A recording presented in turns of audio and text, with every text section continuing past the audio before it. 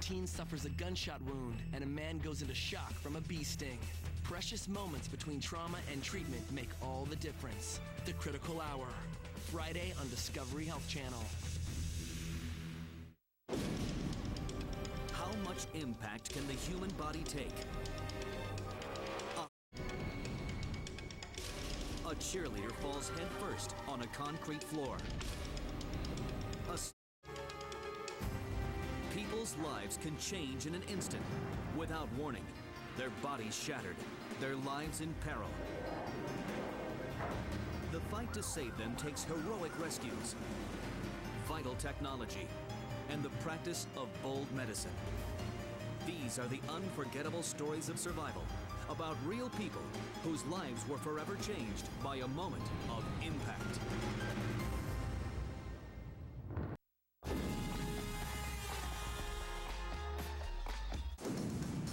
Becky Dido was a cheerleader known for her grace, her smile, and her mid-air spins. But on January 5th, 2001, a spin went terribly wrong.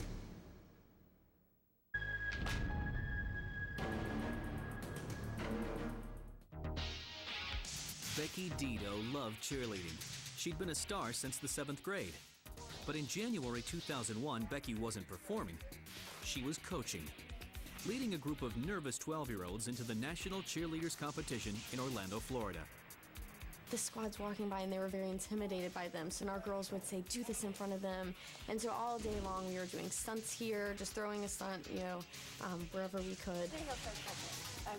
Becky offered to do one of her favorite and most difficult stunts, known as the heel stretch full twist cradle. She did a gorgeous heel stretch and they held it for a second. She was telling our girls, this is how you look in a stunt. This is how you're supposed to smile. Becky and her partner performed the stunt perfectly their first 2 tries. But on the 3rd try,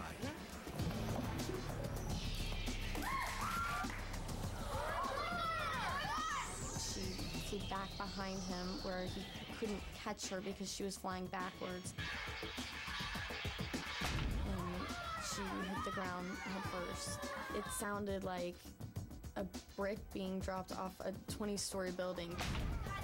Somebody call 911. And I'm thinking, she's gonna get up. We have fallen many, many times, and you always just get up, and nothing like this ever happens. And then she started going into convulsions. When she stopped going into her seizure, I just looked down, and she was kind of just lifeless. She was just laying there, and her eyes were shut. When Becky's head hit the floor, the impact sheared the veins that connect the brain with the skull. Blood poured into the cranium and mixed with the spinal fluid that cushions the brain. The injury forced blood out of her ears. Paramedics rushed her to Orlando Regional Medical Center. In the ambulance, Becky began seizing and vomiting blood. She went in and out of consciousness. At the hospital, Becky lapsed into a coma. Can you hear me? No response. The trauma unit placed her on life support.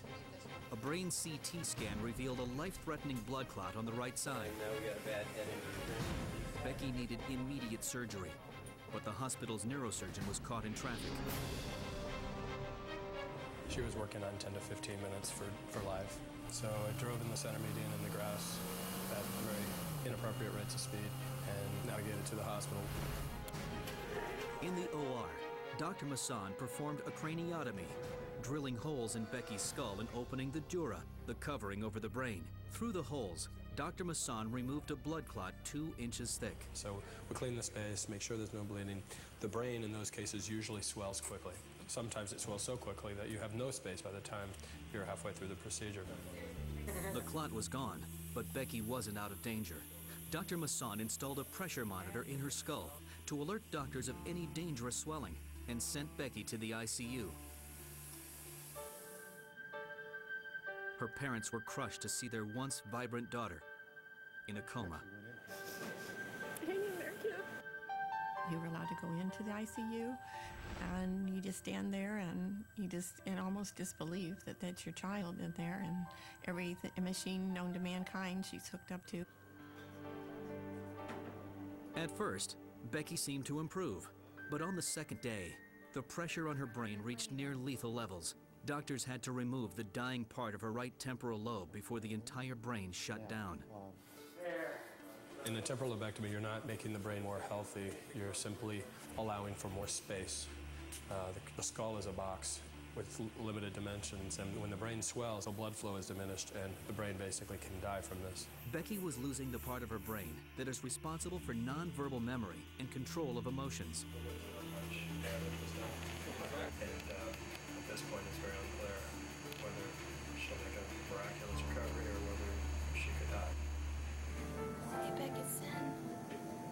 Day after day, her family and friends kept a bedside vigil. That was the hardest because it was up and down. It was one day, oh, this is something that happened that was good, and then something else would happen, like her brain would be swelling too much, and every time we saw her, she's not awake, and they would just say, just talk to her, sing to her, do whatever you can, she can hear you. Becky's family and friends sat by her bed, wondering if Becky would ever come out of the coma. And if so, would she remember them? Recent Thursday, the family of a 22-year-old grapples with the decision to donate his organs. Follow true stories of unbelievable grief, generosity, and giving on an all-new episode of The Gift of Life, Thursday on Discovery Health Channel.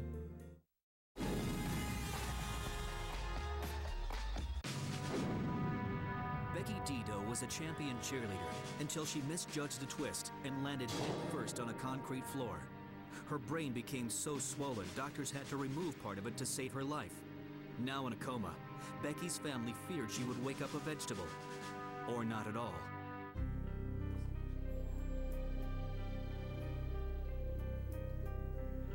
They had been waiting for 8 days when Becky finally showed signs of life. At the time, we were just hoping that she would recognize us. You know, she didn't have to talk. If she just, you could tell by her face, she knew who we were even, you know. Open your eyes. Good, good. You squeeze my hands? So just hearing any words or anything was just phenomenal. And, you know, saying Mom was just more than a Christmas present for life. But being awake was not pleasant for Becky. Her left side was paralyzed. She had terrible headaches and extreme sensitivity to light and sound. Neuropsychologist Dr. Larry Schutz has worked with hundreds of brain-injured patients like Becky. She destroyed the part of the brain that damps down sounds and that controls intense emotions. And so if you were to drop a pack of cards on the floor, Becky would want to jump through the roof. Becky had as bad a case of it as I've ever seen. Overcoming her damaged brain was about to become Becky's life's work. She was admitted to the Brain Injury Rehabilitation Center at Orlando's Sand Lake Hospital. Sunglasses and earplugs lessened her sensitivity to light and sound, while daily physical therapy overcame her paralysis.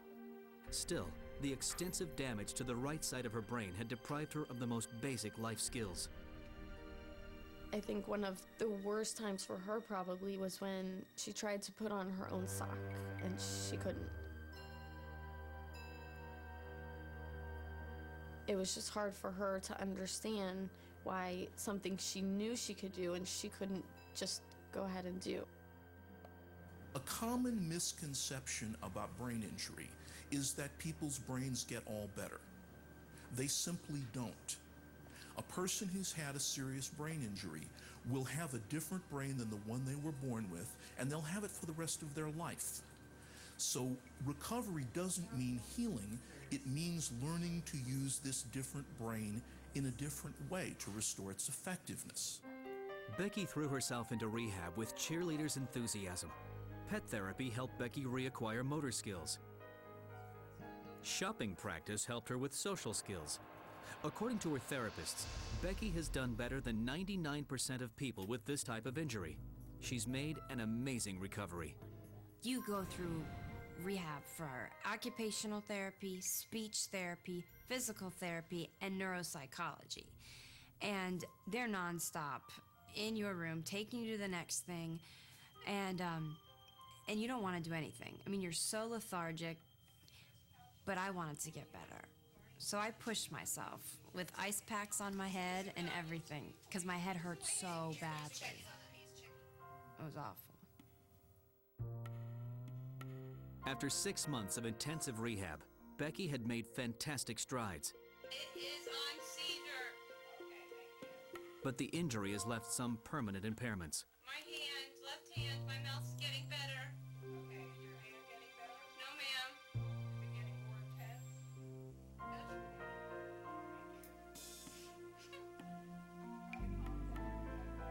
She has seizures, which can occur at any time. She practices recognizing and controlling them under a doctor's supervision. It's okay. I'm so sorry to be rude. It's okay, honey. At these times you're allowed to say and do anything you want. That's right. You're the bad. Thank you. But the most dramatic lasting effect of the accident has been to Becky's inner self. I have problems reading people. I have problems reading myself. My brain doesn't handle anything more than one emotion at a time, whether it be stress, excitement, sadness, any emotion you can think of will just destroy you if you're trying to be mainstreamed in a normal world. You will act brain injured and not even know it. That's very hard to deal with. She's also challenged by memory problems. I have a regimen schedule that I follow every single day. I have alarms that go off in my purse. I have this watch that goes off and tells me when to take my pills. If I don't, I lose track of time all the time. While the accident weakened Becky's short-term memory, she can still recall the moments that led up to her fall. The day of the accident, the kids say, "We want to see you do a stunt." And so we were going to do my favorite stunt, the heel stretch full twist. I heard that when this accident happened, all of a sudden the room just went dead, silent.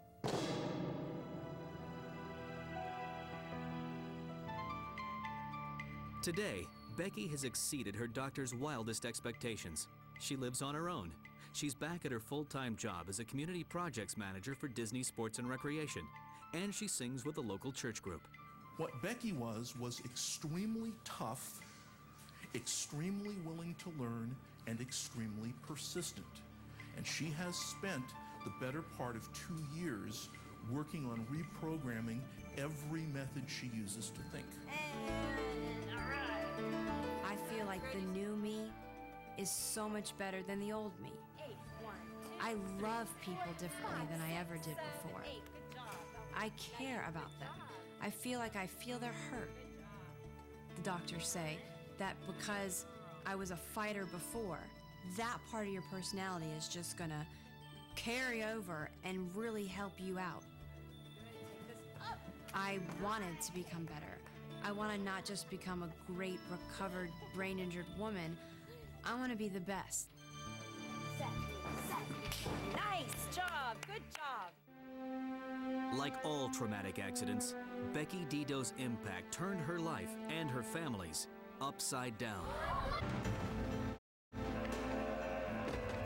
Fortunately, some of these near disasters end in triumph as medical professionals combine science and insight to send people back to happy, healthy lives. Lives nearly lost in a moment of impact.